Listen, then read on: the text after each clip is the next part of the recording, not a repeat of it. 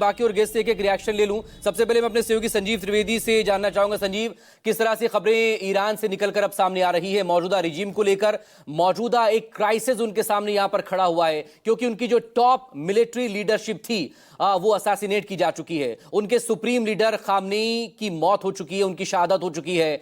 इस वक्त में जबकि आप जंग में हैं, इन हालातों में अब ईरान के पास ऑप्शंस क्या बच रहा है सिवाय इसके कि अब वो अपना आखिरी हमला करे? और नाउ संजीव, देखिए, सबसे पहले तो अपने घर को दुरुस्त करना है और ऐसे में जो एक पॉलिटिकल वैक्यूम आया है या फिर कहें पावर वैक्यूम आया है, उसको भरने की कोशिश में सबसे पहले कदम ये उठाया गया है कि मुज्तबा खामनेई जो कि दूसरे बेटे हैं आयतुल्लाह अली खामनेई के, उन्हें सुप्रीम लीडर की उपाधि दी जा रही है। वो अगले सुप्रीम लीडर होंगे। यहाँ पर यह भी अपने आप में महत्वपूर्ण है कि कल के हमले में उनकी पत्नी मारी गई हैं, लेकिन 56 साल के मुज्तबा पहले से ही 2 नंबर पर थे और भूमिका निभा रहे थे सेकेंड इन कमांड की। हालांकि उनके बारे में ये कहा जाता है कि वो सबसे उपयुक्त व्यक्ति नहीं हो सकते हैं क्योंकि उनके बिजनेस इंटरेस्ट जो हैं वो अमेरिका और यूरोप में हैं और इस कारण से उनकी जो उम्मीदवारी है वो कहीं ना कहीं थोड़ी कॉम्प्रोमाइज़ हो जा सकती है, इस बात की आशंका है। लेकिन फिलहाल उन्हें ही चुना गया है। मुज्तबा खामनेई ही अगले सुप्रीम लीडर होंगे। इसके अलावा ये डिमांड कर रही है जनता इस वक्त ईरान में बाहर सड़कों पर निकलकर, और वो ये कह रही है कि जितनी जल्दी हो सके IRGC बदला ले उन देशों से जिन्होंने आयतुल्लाह अली ख़ुमैनी को मारा है। और उनका साफ इशारा इस ओर है कि कितनी जल्दी आप इजराइल पे हमला कर सकते हैं। इजराइल पे हमला कर सकते हैं या नहीं कर सकते हैं, ये उन देशों को तय करना है।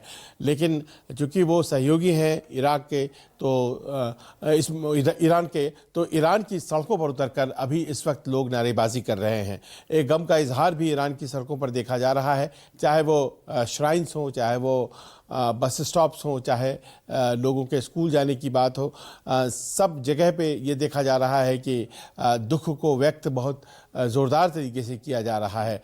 एक जानकारी आखिर में आपको मैं देता चलूँ कि ये अब चर्चा में आ गई है बात कि कोई न कोई तो है जो भेदिया है, जिसने गुप्त जानकारियां दी हैं, क्योंकि जिस महफूज तरीके से खामनेई को रखा गया था, तो जब तक कि कोई भीतर का आदमी वो एड्रेस नहीं बताता है तो फिर वहाँ तक पहुँच ही नहीं पाते जो अमेरिकी फोर्सेस थी।